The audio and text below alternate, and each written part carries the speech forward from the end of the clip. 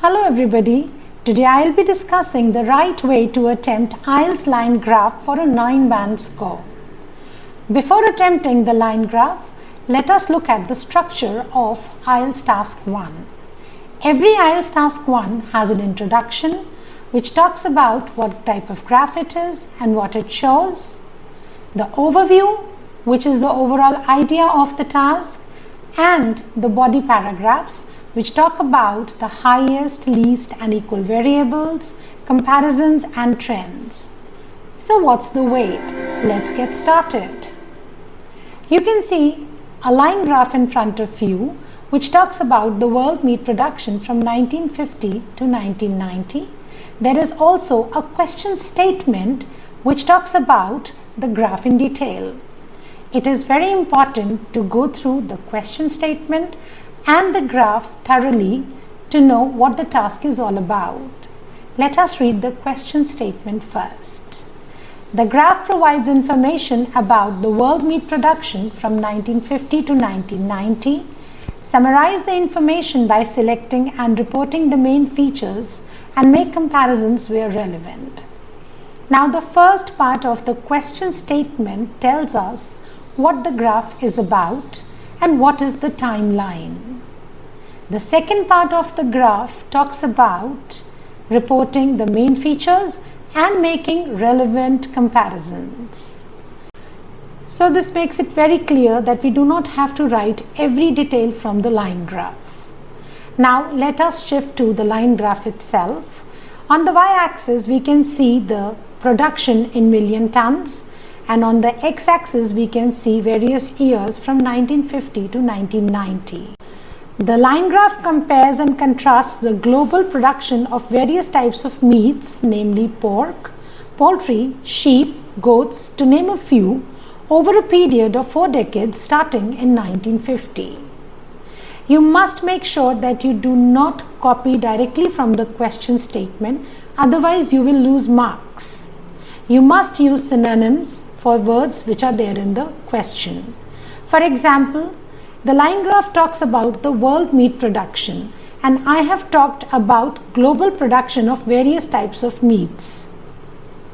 Moreover, rather than saying from 1950 to 1990, I have used a phrase over a period of 4 decades starting in 1950.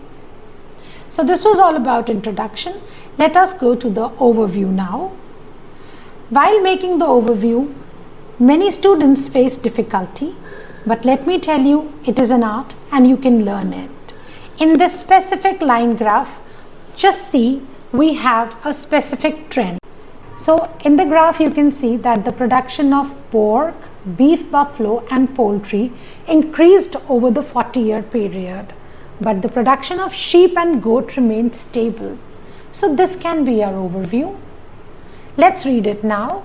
Overall, it can be seen that barring sheep and goats, the production of all other meat items surged significantly over the given period of time. Now let us move to the body paragraphs.